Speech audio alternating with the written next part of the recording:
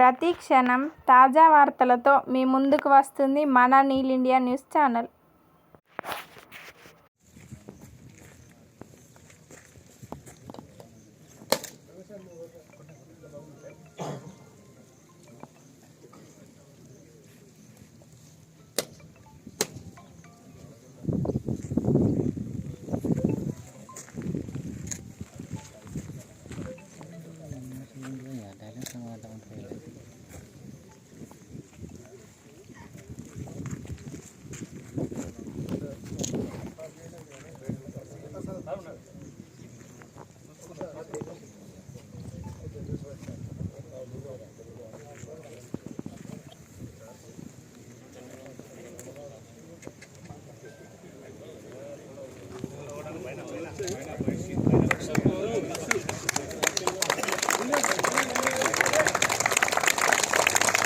जनगण मन अधिनायक जय हे भारत भाग्य विधाता.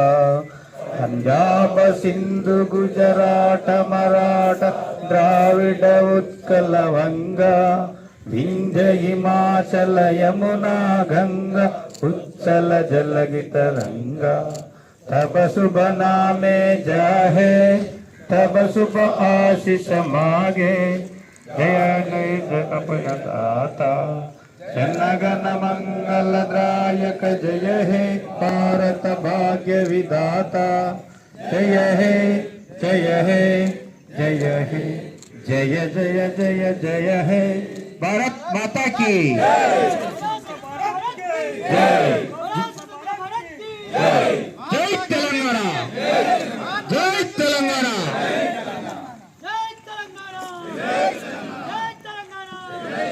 ఈ కార్యక్రమాన్ని ఉద్దేశించి మన పెద్దలు మన ప్రియతమ నాయకులు నిరంజన్ సార్ గారు మాట్లాడతారు. సింగిరెడ్డి నిరంజన్ రెడ్డి గారి ఆదేశానుసారం ఈరోజు మన పార్టీ ఆఫీసులో జిల్లా అధ్యక్షులు గట్టు యాదవ్ గారి అధ్యక్షతన ఈ జెండా వందన కార్యక్రమాన్ని మనం ఏర్పాటు చేసుకోవడం జరిగింది.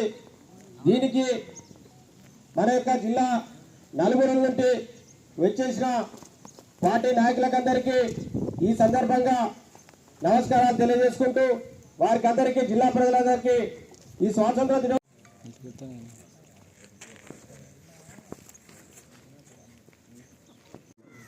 శ్రీ గట్టాదవ్ గారు, సోదరులు పట్టణ పార్టీ అధ్యక్షులు శ్రీ రమేష్ గౌడ్ గారు,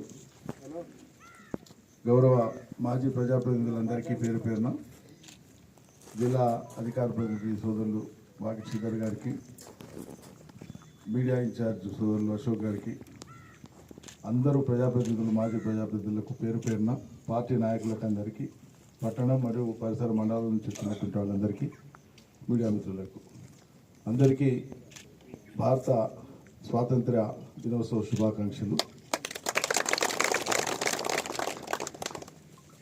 మా అందరికీ తెలుసు, భారతదేశానికి వచ్చినటువంటి స్వాతంత్రం బ్రిటిష్ వాళ్ళకు వ్యతిరేకంగా జరిగిన పోరాటం ద్వారా ఎన్నో త్యాగాల తర్వాత స్వతంత్రం సిద్ధించింది 1947 ఆగస్టు 15వ తారీఖున.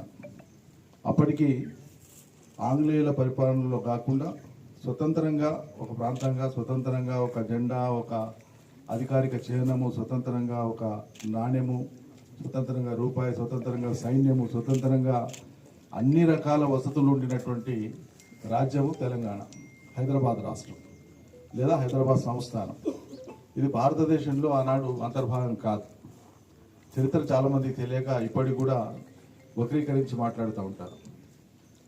ఇక్కడ ఉండేటువంటి ప్రజలు ఇక్కడ పరిపాలకులుగా ఉండి దాదాపు 7 తరాలుగా నిజాం రాజులు పరిపాలన చేసినారు. అంతకంటే ముందు వాళ్ళ పూర్వీకులు కుతుబ్షాహీలు పరిపాలన చేసినారు, అంతకంటే ముందు రాజులు వాళ్ళు. అట్లా వందల సంవత్సరాల రాచరికం తర్వాత ఇక్కడ ఆనాటి హైదరాబాద్ సంస్థానంలో జరిగినటువంటి ఒక అభివృద్ధి అనేటువంటిది ఒక క్రమ పద్ధతిలో జరుగుతూ వచ్చింది చాలా ఏళ్లుగా.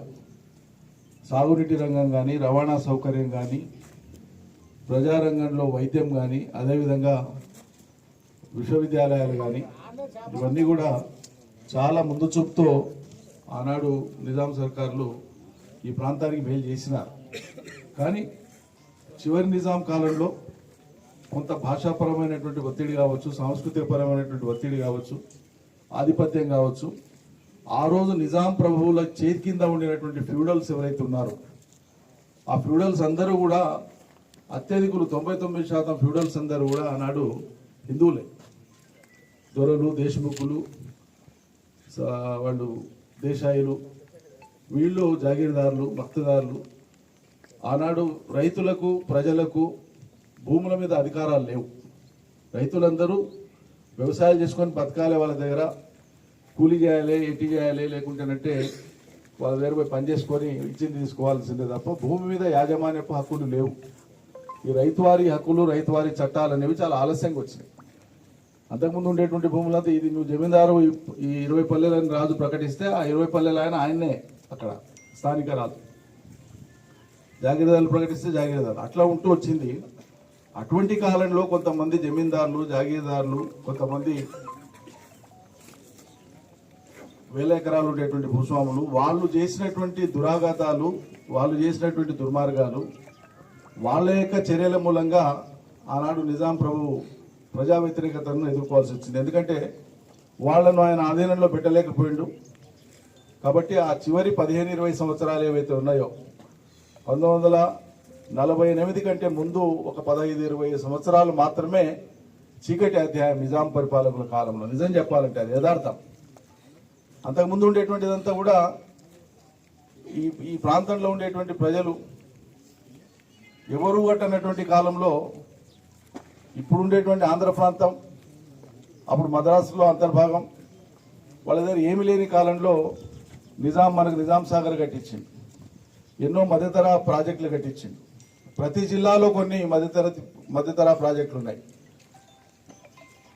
అనేక ప్రాజెక్టులు, ఇది అని చెప్పడానికి లేదు. రైల్వే మార్గాలు, బస్సు రూట్లు. 1932లో వనపర్తిలో బస్ డిపో ఉన్నది. 1932లో నిజాం ట్రాన్స్పోర్ట్ అంటారు దాన్ని. అంటే మదనాపురానికి రైలుకు కనెక్ట్ చేసేటువంటి విధంగా ఇక్కడ bus depot. Nizam state road transport organisation అంటారు దాన్ని. ఆ రోజు అట్లుండే. అట్లా అనేకం చేసినారు. అలా ఒక ఉస్మానియా దవాఖానా తీసుకున్నా, గాంధీ దవాఖానా తీసుకున్నా, అదేవిధంగా ఉస్మానియా విశ్వవిద్యాలయం తీసుకున్నా, ఒకటి కాదు, రెండు కాదు, ఏది చెప్పినా కూడా ఆఖరికి మూసీ నది హైదరాబాద్ నగరం దాటుకుంటూ చీల్చుకుంటూ కిందికి పోయే వరకు నగరంలో ఉండేటువంటి ప్రజలకు ఆహ్లాదంతో పాటు భద్రతనివ్వడానికి మూసీ నదికి ఆ రోజులలో బ్రహ్మాండమైనటువంటి రాతి కట్టడాలతోన ఆయన రివిట్మెంట్ కట్టిండు. చెక్కినటువంటి రాళ్లతో కట్టిండు. ఎంత అద్భుతమైనటువంటి ఆలోచన.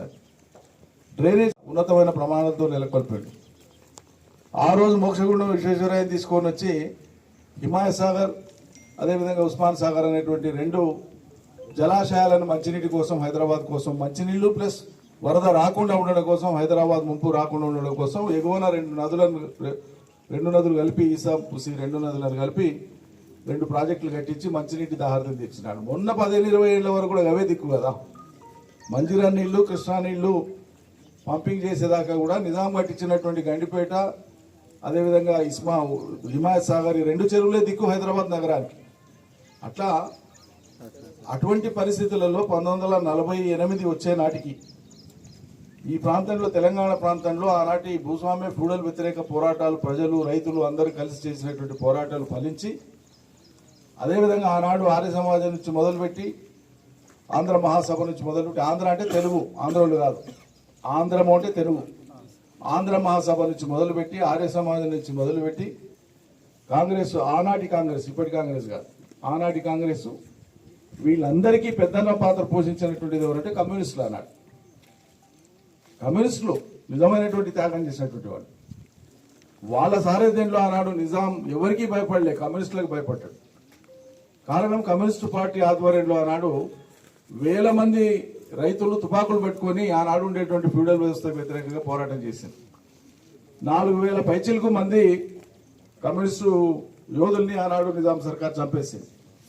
ఇది చరిత్ర.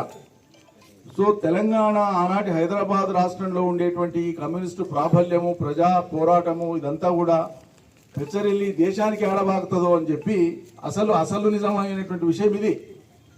భారతదేశానికి ఇతర ప్రాంతాలకు కూడా ఎక్కడ బాగుతుందో ఇదని చెప్పి ఆనాడు నెహ్రూ గారు నిజాంను ఒప్పించి అయ్యా నువ్వు రాజ్యం అప్పచెప్పేసి భారతదేశంలో కలిపేసి గుడ్డు చేయకు మొండి చేయకు. ఓ దిక్కు హాసిం రజీ పాకిస్తాన్ పోతున్నాడు, ఇంకో దిక్కు నీవు, ఇంకో దిక్కు కమ్యూనిస్టులు, ఇదంతా ఎటు అవుతుంది. దేశం సుస్థిరంగా ఉండాలి, ఇప్పుడిప్పుడే స్వతంత్రం వచ్చింది మనకు, ఏడాది అయింది, నువ్వు కలపాలి అని చెప్పి ఆయనను ఒప్పించి ఆయనను రాజప్రముఖగా నియమించారు. రాజప్రముఖ అంటే ఇప్పుడు గవర్నర్ లాగా హైదరాబాద్ సంస్థానాన్ని భారత యూనియన్లో కలుపుకొని